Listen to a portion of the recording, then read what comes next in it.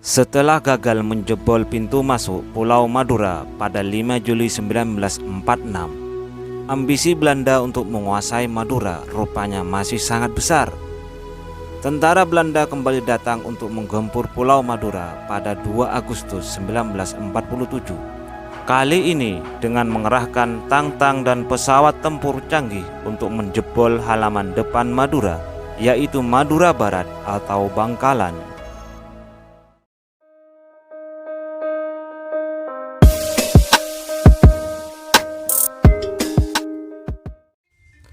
Belajar dari pengalaman sebelumnya yang gagal menerobos pintu masuk Madura melalui darat atau pantai, kali ini Belanda berusaha menjebol pintu masuk melalui udara.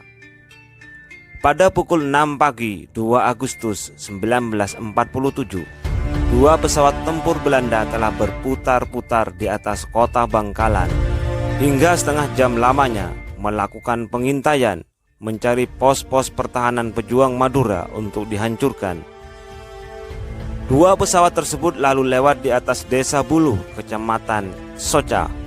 Di desa ini kebetulan merupakan pos pertahanan pejuang Madura, yaitu Kompi 1 pimpinan Kapten Raden Panji Abdul Fattah yang sejak awal telah dalam kondisi siaga.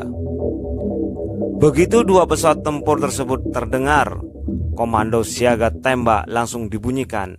Suasana pagi pun pecah oleh suara santer tembak-menembak. Tidak disangka, 1 pesawat terkena tembakan pejuang. Pesawat itu pun oleng dan terjatuh ke tanah.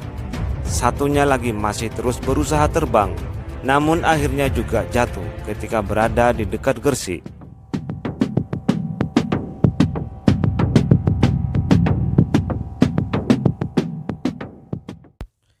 Jatuhnya 2 pesawat tempur membuat Belanda murka. 3/4 jam kemudian, pesawat tempur Belanda datang lagi. Tidak tanggung-tanggung, Belanda mengeluarkan 6 pesawat tempur sekaligus. Angkatan udara Belanda tersebut ngamuk.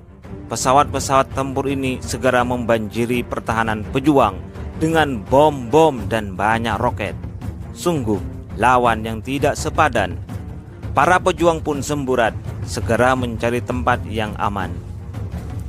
Selain pesawat tempur, Belanda juga diam-diam telah mendaratkan 4 tank melalui Danau Tanjung Jati sejak pukul 5, diikuti oleh bala tentaranya. Tank-tank tersebut juga melancarkan serangan demi menjebol masuk kota melalui jurusan utara lewat Labang, Parseh, dan Jambu. Meski secara senjata sama sekali tidak sebanding, namun para pejuang sesekali nekat mengacau pasukan Belanda.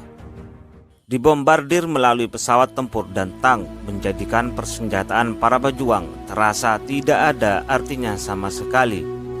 Dengan segala cara, pejuang tetap gigih menahan laju pasukan tempur Belanda, mulai dengan menghancurkan pos-pos pertahanan hingga menghancurkan jembatan-jembatan utama. Pertempuran sangat sengit terjadi di Juno sebelah timur Rumah Sakit Umum Bangkalan. Demi menghadang Belanda masuk kota, para pemuda berusaha menghancurkan jembatan sehingga timbul ledakan yang sangat dahsyat. Dalam hal ini, pemuda bernama Kafa, wakil komandan Laskar Persindo, gugur. Menghadapi tentara Belanda yang bersenjatakan peralatan modern dan terlalu canggih, Bangkalan pun jatuh. Belanda berhasil menguasai kota Bangkalan.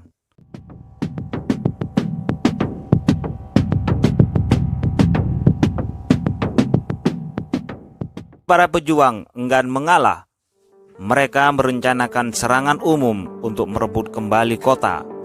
Untuk keperluan ini, para pejuang hanya berbekal 1 senjata otomatis, bambu runcing, granat tangan, dan botol minyak tanah yang diberi sumbu. Serangan umum ini dilancarkan pada pukul 1 dini hari.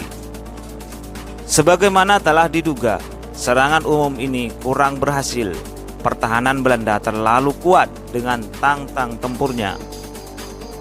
Keesokan harinya, Belanda melakukan operasi pembersihan. Karena para pejuang menolak menyerah, terjadilah pertempuran sengit di daerah Gedungan. Di pihak Belanda, satu kendaraan jeep hancur dengan sejumlah korban yang tak diketahui. Sementara di pihak pejuang, satu orang terluka berat. Pertempuran berhenti setelah Belanda mengultimatum akan membumi hanguskan kampung Gedungan jika saja para pemuda masih saja tidak mau menyerah. Demi keselamatan rakyat biasa, para pemuda memutuskan segera meninggalkan desa Gedungan. Serangan berskala besar tidak hanya diarahkan di Bangkalan, tetapi juga Belanda menyasar kota-kota Madura lainnya, terutama kota Pamekasan. Di kota ini, para pejuang telah bertekad akan menjadikan kota Pamekasan sebagai nerakanya pasukan Belanda di Madura.